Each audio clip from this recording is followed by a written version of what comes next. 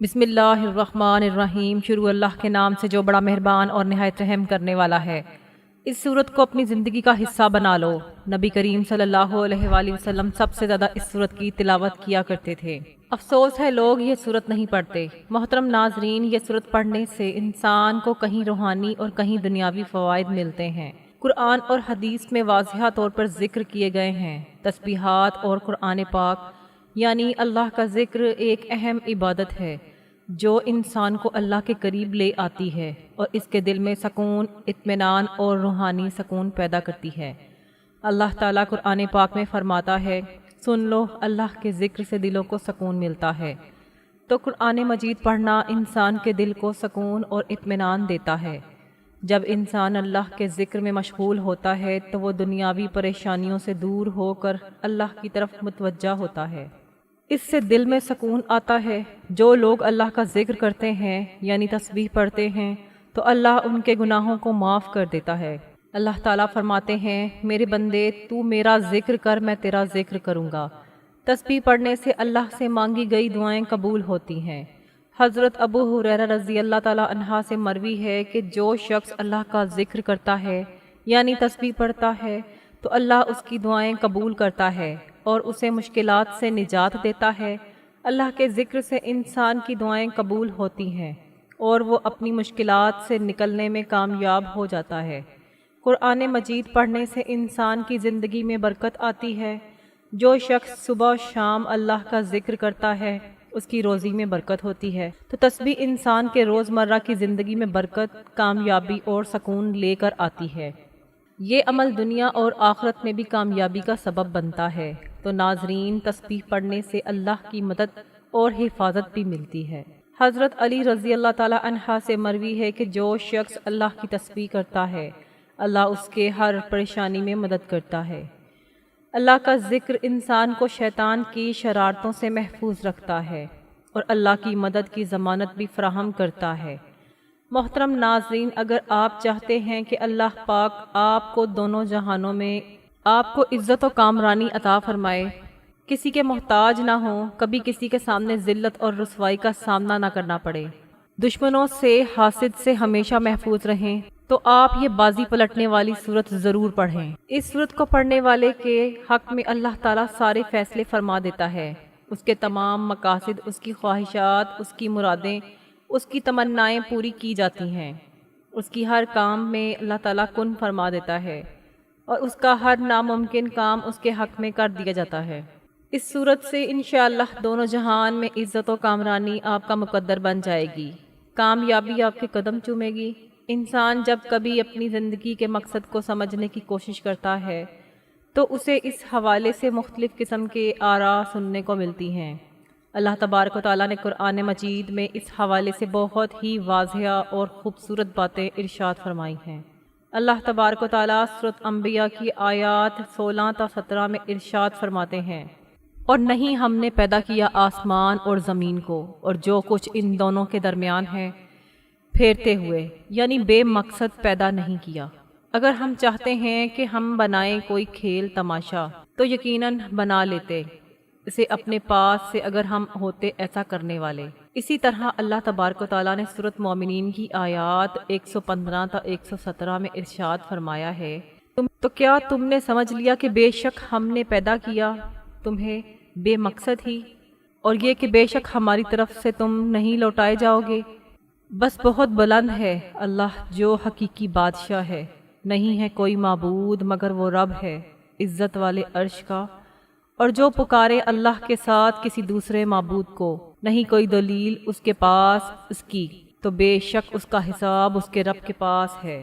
بلا شبہ یہ حقیقت ہے کہ کافر لوگ کبھی فلاح نہیں پائیں گے۔ ایک اور سورۃ ذاریات کی آیت نمبر 56 میں اللہ تبارک و تعالیٰ نے انسان اور جنوں کی تخلیق کے مقصد کو نہایت احسن انداز میں واضح فرما دیا۔ اللہ تبارک و تعالیٰ ارشاد فرماتے ہیں کہ اور میں نے ہی پیدا کیا جنوں اور انسانوں کو مگر اس لیے کہ وہ میری عبادت کرے۔ مذکورہ بالا تمام آیات پر غور و فکر اور تدبر کرنے کے بعد یہ بات سمجھ آتی ہے کہ تخلیق انسانیت کا مقصد در حقیقت اللہ تبارک و تعالیٰ کی معرفت حاصل کرنا ہے اور اس کی بندگی و عبادت کو بجا لانا ہے۔ ان عبادات کو بجا لانے کے مختلف طریقے کتاب و سنت میں مستور ہیں، جن میں سے ایک انتہائی خوبصورت اور آسان طریقہ اللہ تبارک و تعالیٰ کا مسلسل ذکر کرنا ہے۔ کتاب و سنت کے مطالعے سے یہ بات معلوم ہوتی ہے کہ اللہ تبارک و تعالیٰ نے مخلوقات سے جملہ عبادات کے اہتمام کا اعتدال سے تقاضا کیا ہے، مگر جب ذکر الہی پر غور کرتے ہیں تو یہ بات معلوم ہوتی ہے کہ ذکر الہی کو ہمیشہ کثرت سے بجا لانے کی تلقین کی گئی ہے۔ اللہ تبارک و تعالیٰ سورۃ آل عمران کی آیات نمبر 190 سے 191 میں ارشاد فرماتے ہیں، آسمانوں اور زمین کی پیدائش میں اور رات دن کے ہیر پھیر میں یقیناً عقل مندوں کے لیے نشانیاں ہیں، جو اللہ تعالیٰ کا ذکر کھڑے اور بیٹھے اور اپنی کروٹوں پر لیٹے ہوئے کرتے ہیں، اور آسمانوں اور زمین کی پیدائش پر غور و فکر کرتے ہیں اور کہتے ہیں، اے ہمارے پروردگار، تو نے یہ بے فائدہ نہیں بنایا، تو پاک ہے، بس ہمیں آگ کے عذاب سے بچا لے۔ ان آیات مبارکہ پر غور و فکر کرنے کے بعد یہ بات معلوم ہوتی ہے کہ اللہ تبارک و تعالیٰ نے ان لوگوں کو عقل مند قرار دیا ہے جو زمین و آسمان کی تخلیق پر غور کرتے ہیں۔ پروردگار عالم کی تخلیق کی وسعت کو دیکھ کر اس کی کبریائی کو پہچانتے ہوئے اور اس کے بعد کثرت سے اللہ تبارک و تعالیٰ کا ذکر کرتے اور اس کے عذاب سے پناہ مانگتے ہیں، اللہ تبارک و تعالیٰ نے سورۃ الاحزاب کی آیت نمبر 41 میں ارشاد فرمایا، اے ایمان والو، اللہ تبارک و تعالیٰ کا ذکر بہت زیادہ کرو۔ ذکر الہی بکثرت کرنے کا نتیجہ یہ نکلتا ہے کہ اللہ تبارک و تعالیٰ انسانوں کی زندگیوں کے اندھیروں کو دور کر کے ان کو روشنیوں کے راستے پر چلا دیتے ہیں۔ چنانچہ سورۃ الاحزاب کی آیات نمبر 41 سے 43 میں ارشاد ہوا، ایمان والو، اللہ تعالیٰ کا ذکر بہت زیادہ کرو اور صبح شام اس کی پاکیزگی بیان کرو۔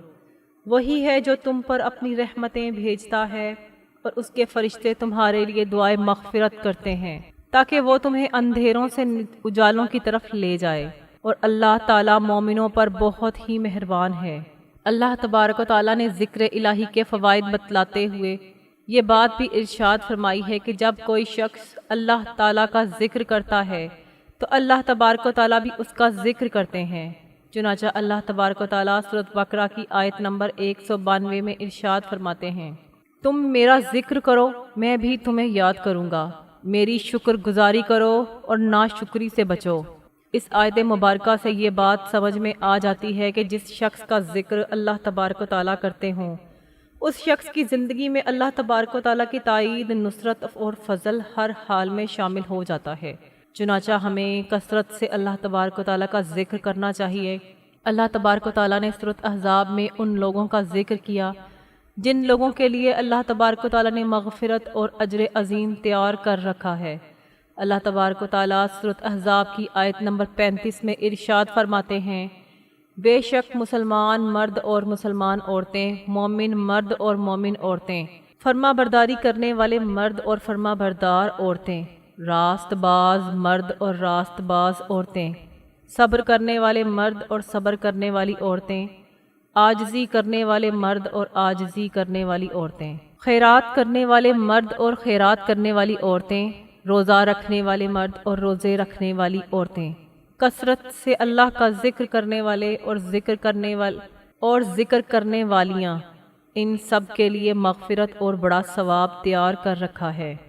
اس آیت مبارکہ سے یہ بات معلوم ہو جاتی ہے کہ وہ لوگ جن کے لیے اللہ تبارک و تعالیٰ نے وسیع مغفرت اور بڑا ثواب تیار کر رکھا ہے، ان لوگوں میں بکثرت اللہ تبارک و تعالیٰ کا ذکر کرنے والے مرد اور عورتیں بھی شامل ہیں۔ نماز کی ادائیگی کا ذکر کرتے ہوئے اس بات کو بیان کیا گیا، نماز فحاشی اور برائی کے کاموں سے روکتی ہے۔ ساتھ ہی اللہ تبارک و تعالیٰ ارشاد فرماتے ہیں کہ اللہ تعالیٰ کا ذکر بہت بڑا کام ہے۔ سورۃ عنکبوت کی آیت نمبر 45 میں ارشاد ہوا، جو کتاب آپ کی طرف وحی کی گئی ہے اسے پڑھیے اور نماز قائم کریں، یقیناً نماز بے حیائی اور برائی سے روکتی ہے۔ بے شک اللہ کا ذکر بہت بڑی چیز ہے اور تم جو کچھ کر رہے ہو اس سے اللہ خبردار ہے۔ اس آیت مبارکہ پر تدبر کرنے سے یہ بات معلوم ہوتی ہے کہ اللہ تبارک و تعالیٰ کا ذکر کرنے کے نتیجے میں انسان کو جو فوائد حاصل ہوتے ہیں وہ فحاشی اور منکرات کے اجتناب سے کہیں بڑھ کر ہیں۔ چنانچہ ہر مومن و مسلمان کو بکثرت اللہ تبارک و تعالیٰ کا ذکر کرنا چاہیے۔ انوار کی کنجی ہے، بصیرت کا آغاز ہے اور جمال فطرت کا اقرار ہے۔ یہ حصول علم کا جال ہے، یہ تماشائے گاؤ ہستی کی جلوہ آرائیوں اور حسن افرینیوں کا اقرار ہے۔ ذاکر کے ذکر میں زاہد کی فکر میں خالق آفاق کی جھلک نظر آتی ہے۔ ذکر الہی دراصل خالق حقیقی سے رابطے کی ایک شکل ہے۔ سورۃ عنکبوت کی آیت نمبر 45 میں ارشاد ربانی ہے، اور یقین کرو کہ اللہ کا ذکر ہر چیز سے برتر ہے۔ اللہ کے ذکر میں نماز، تلاوت، قرآن حکیم، دعا اور استغفار سب شامل ہیں۔ ذکر اللہ کی بہت بڑی عظمت، اہمیت اور برکات ہیں۔ ذکر اللہ سے اللہ کا قرب نصیب ہوتا ہے اور انسان کی روحانی ترقی ہوتی ہے۔ ذکر اللہ سے قلوب منور ہو جاتے ہیں۔ ذکر اللہ ہی وہ راستہ ہے اور وہ دروازہ ہے جس کے ذریعے ایک بندہ بارگاہ الہی تک پہنچ سکتا ہے۔ حضرت ابو ہریرہ رضی اللہ تعالیٰ عنہ اور حضرت ابو سعید خدری رضی اللہ تعالیٰ عنہ سے روایت ہے کہ رسول اللہ صلی اللہ علیہ وآلہ وسلم نے فرمایا، جب بھی اور جہاں بھی کچھ بندگان خدا اللہ کا ذکر کرتے ہیں تو لازمی طور پر فرشتے ہر طرف سے ان کے گرد جمع ہو جاتے ہیں اور ان کو گھیر لیتے ہیں، اور رحمت الہی ان پر چھا جاتی ہے اور ان کو اپنے سائے میں لے لیتی ہے، اور ان پر سکینہ کی کیفیت نازل ہوتی ہے، اور اللہ اپنے مقربین فرشتوں میں ان کا ذکر کرتے ہیں۔ صحیح مسلم، صحیح بخاری میں بحوالہ حضرت ابو ہریرہ رضی اللہ تعالیٰ عنہ درج ہے کہ رسول اللہ صلی اللہ علیہ وآلہ وسلم نے فرمایا، اللہ تعالیٰ کا ارشاد ہے کہ جس وقت بندہ میرا ذکر کرتا ہے اور میری یاد میں اس کے ہونٹ حرکت کرتے ہیں تو اس وقت میں اپنے بندے کے ساتھ ہوتا ہوں۔ اللہ تعالیٰ ارشاد فرماتے ہیں، وَلَذِكْرُ اللَّهِ أَكْبَرُ، بے شک اللہ کا ذکر بہت بڑی چیز ہے۔ حضرت ابو ہریرہ رضی اللہ تعالیٰ عنہ سے روایت ہے کہ نبی کریم صلی اللہ علیہ وآلہ وسلم نے فرمایا، اللہ تعالیٰ فرماتے ہیں کہ میں اپنے بندے کے یعنی میرا بندہ میرے بارے میں جیسا گمان رکھتا ہے میں اس کے ساتھ ویسا ہی کرتا ہوں، میں اس کے ساتھ اس کے گمان کے ساتھ ہوں۔ جب بھی وہ مجھے یاد کرتا ہے تو میں اس کے ساتھ ہوتا ہوں، جب وہ مجھے اپنے دل میں یاد کرتا ہے اسے اپنے دل میں یاد کرتا ہوں، اور جب وہ مجھے مجلس میں یاد کرتا ہے تو میں اسے اس سے بہتر فرشتوں کی مجلس میں یاد کرتا ہوں۔ اگر وہ میرے پاس ایک بالشت آتا ہے تو میں اس کے پاس ایک ہاتھ آتا ہوں، اگر وہ ایک ہاتھ آتا ہے تو میں اس کے پاس ایک گز آتا ہوں، اگر وہ میرے پاس چل کر آتا ہے تو میں اس کے پاس دوڑ کر آتا ہوں۔